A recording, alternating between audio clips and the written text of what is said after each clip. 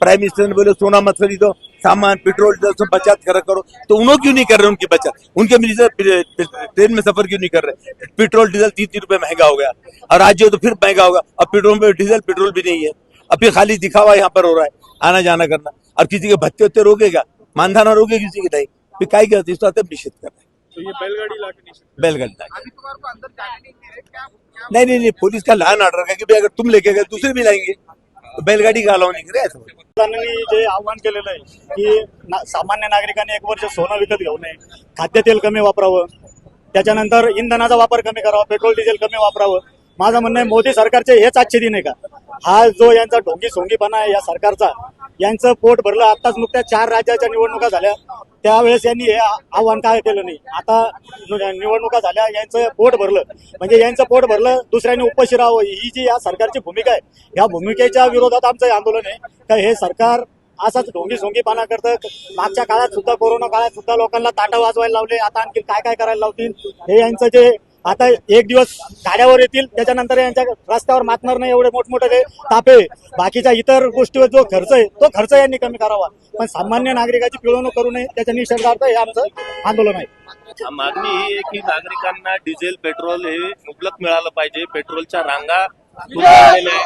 संपूर्ण देशामध्ये ढीक वातावरण आहे की लोकांना कुठं जायचं आहे. पेशंटला, अँब्युलन्सला सुद्धा काही ठिकाणी गाड्यांना पेट्रोल डिझेल मिळत नाहीये, आणि या ठिकाणी त्याचा निषेध म्हणून आम्ही हे आंदोलन करत आहोत. तुमची महानगरपालिकेची स्टंट आहे का खरंच विद्यार्थ्यांचा आवाज उठता आला? जनतेचा आवाज येत आहे ना, नागरिकांना त्रास होत आहे. 2-2, 3-3 दिवस डिझेल पेट्रोल मिळत नाही.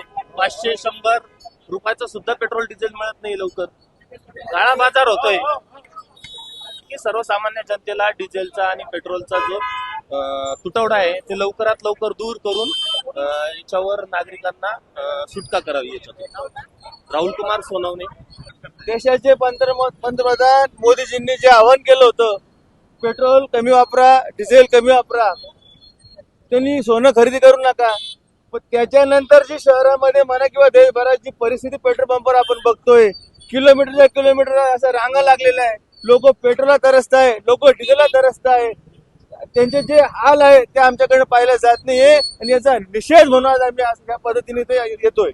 आमचं आंदोलन निषेधाचंच आहे. आता आपण बघताय की या इथल्या लोकांना काय गरज होते ही गाडीची, तुम्ही सांगा ना मला. त्यांच्याकडे गाडी नाही आहेत का?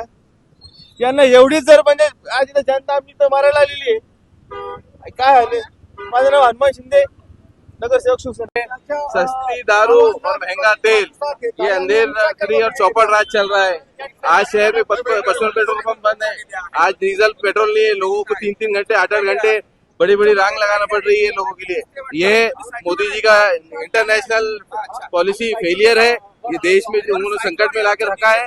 उन्हें जब पता था देश दुनिया में युद्ध हो रहा है, उनकी फॉरेन पॉलिसी बिल्कुल फेलियर है. वो फॉरेन पॉलिसी की वजह से देश का हर नागरिक जो है यहाँ पर, वो चाहे हिंदू हो, मुसलमान हो, कोई भी हो, वो भुगत रहा है, और उनके वजह से देश जो है संकट में.